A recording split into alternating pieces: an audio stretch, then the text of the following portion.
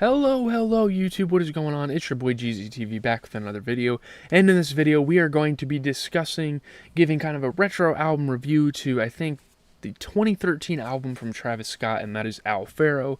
Very underrated project, a project that not a lot of people on the music platform talk about anymore, and I just wanted to kind of bring this record back to light because it is one of my favorite Travis Scott albums for sure. And you guys don't really know a lot about me and my Travis Scott fandom. You know, I listened to Rodeo on the channel once.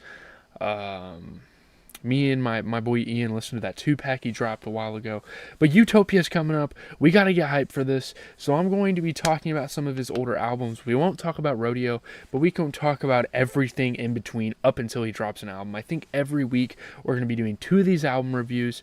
We'll see. We'll probably do retro album reviews on plenty of other artists. There are so many albums I covered on TikTok, but I definitely want to cover on here on YouTube. So let's get into it.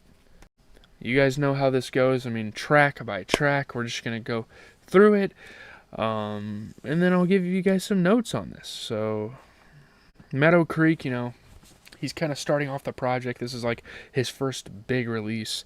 You know, laying out his dreams, talking about his parents doubting him, and calling him a fool for dropping out of college. It obviously worked out. A very eerie song, and a common theme on this project you're going to hear me talking about these songs is that there's a very eerie atmosphere to a lot of these songs, and I think that's what made early Travis Scott so good sonically. I get I don't know what other word to use. Like, that's why I really like it so much, because this environment's something I've never really heard in music all that often. Bad Mood, Shit on You is the next song I'm going to talk about, track 2. A very passionate track. The grievances on society and how they motivate him to take over the rap game. That's kind of what he's talking about here. Each verse on Bad Mood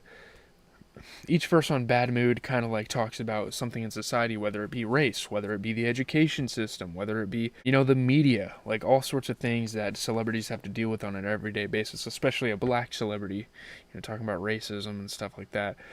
That's really what that song is about. On Upper Echelon, just the classic trap banger. A lot of people know this song. It's probably the most popular song off that album. Very braggadocious, talking about indulging in drugs, and you got like 2 Chainz, you got T.I. on there, of course. Chaz Interlude, obviously an album intermission. There's a couple of those sprinkled throughout the album. I don't think this video is going to be long, by the way. Shout out Toro y Moi. They've made quite a bit of contributions to Travis Scott's music.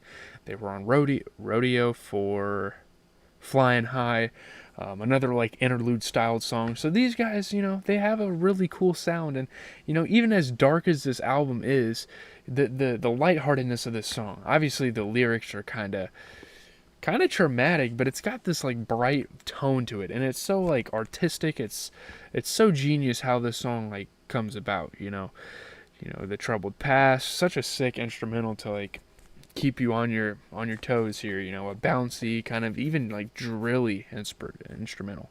Uptown, obviously with the Fergenstein as they call him on this record. Uptown, I mean, it discusses how fame can turn you to a monster, everything that comes with fame, because obviously Travis Scott is getting noticed everywhere by guys like Kanye West, signed to his Good Music label. Obviously, T.I. discovered him as an artist. With the fame, a lot of shit has happened. And this is a very hype concert song, kind of like Upper Echelon. Both of those songs really fit in that vein of just rage, I guess. Travis Scott has built his career on being a rager, that was inspired by Cudi again. Man on the Moon 2 with Mr. Rager. That's really where that term came from, I believe. Hell of a Night. What a dope experience of a song. Just an emotional roller coaster. This is one of the highlights of the record. Amazing song. This is Kylie Jenner's favorite song of Travis Scott's, if you didn't know. That's kind of like a little fun fact. I guess we'll sprinkle a couple of fun facts into here. And I don't know, there's just so many emotions, and it goes from like fucking bitches in the bathroom, he gets caught, and now it's just like, it goes from this like fun, druggy, trippy night to, oh my god, I've like completely lost it. What the hell am I doing here? And it's really cool how he does that. Block of the Flame, it's a remix of a Pusha T song that Travis Scott and Popcorn were on. The song represents this album I feel the best, like kind of the sound of the album. It's kind of like this hype, synthy, yeah, I mean, if I chose a song that represented the album in terms of sound, this one is it. It kind of combines a lot of the sounds together, with some Chief Keef type of production here. Yeah, and as we get into Naked, this is another interlude on the album. Probably my favorite track in here. I know it's only like a minute and a half or so. Maybe it's like nearly 2 minutes. I don't remember, but it's definitely under 2 minutes. It's an interlude, but it's my favorite song here. I mean, it's very personal. It's got that eerie theme, a lot of darkness on this project. At the time, it's not like Travis Scott was making millions and millions. I mean, obviously he had a minor record deals everywhere, but he was still, accustomed to that impoverished lifestyle. So, and that's really a big reason why first albums from artists always come out so good. With like Eminem and his SSLP and like even Infinite. There's plenty of examples. Early Kendrick Lamar work came out well.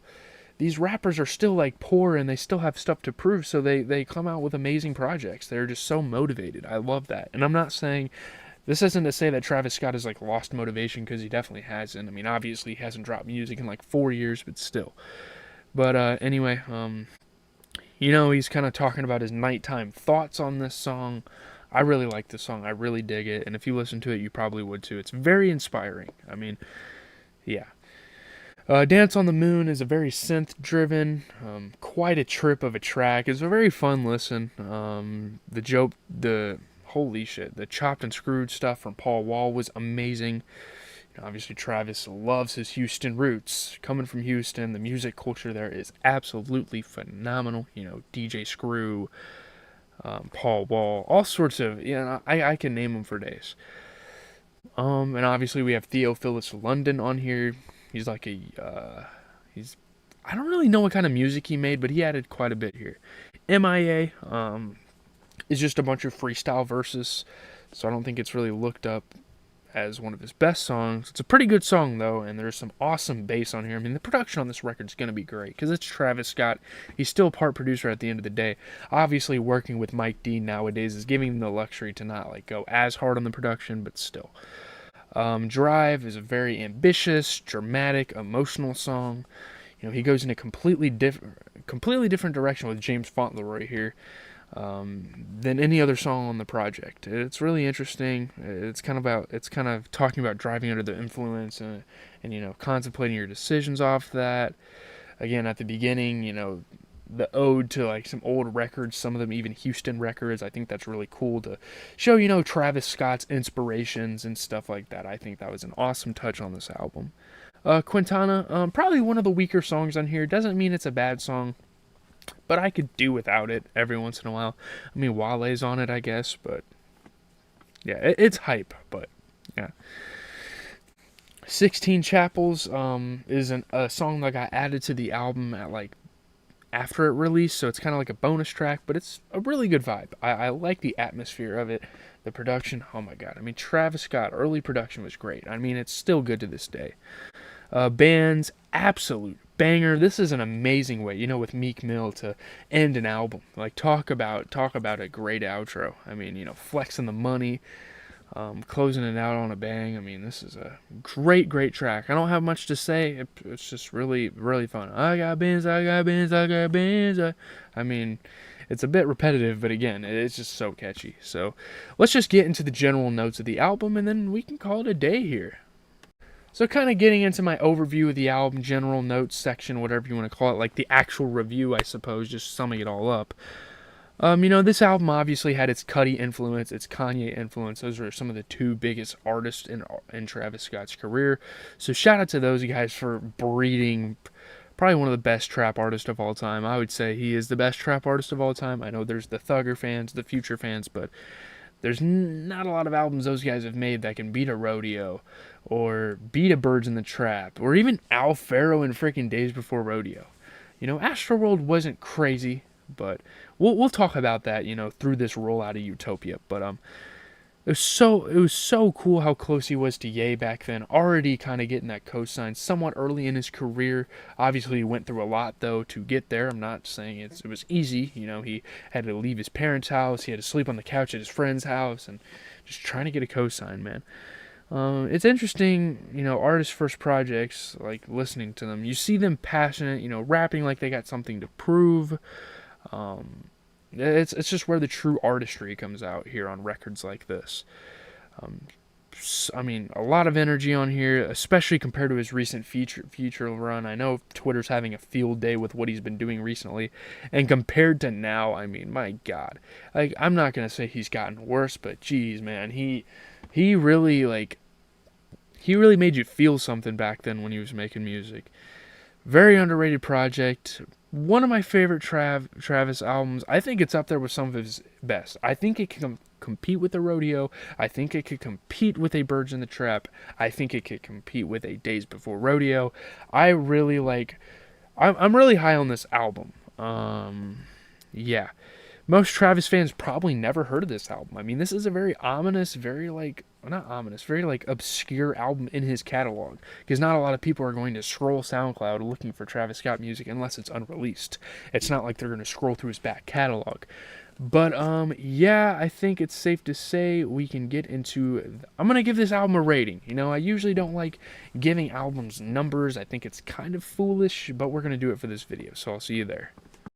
I'm not gonna lie, I think this album is a mid 8 out of 10. Like a middle of the road 8 out of 10, between 8 and 9. I know that is a huge hot take, and not a lot of people are going to agree with me, but man, I renown this album as one of my favorite trap albums, at least to the 2010s. Probably one of my favorite hip hop projects in the 2010s. I forgot to show you guys, but I have this on CD.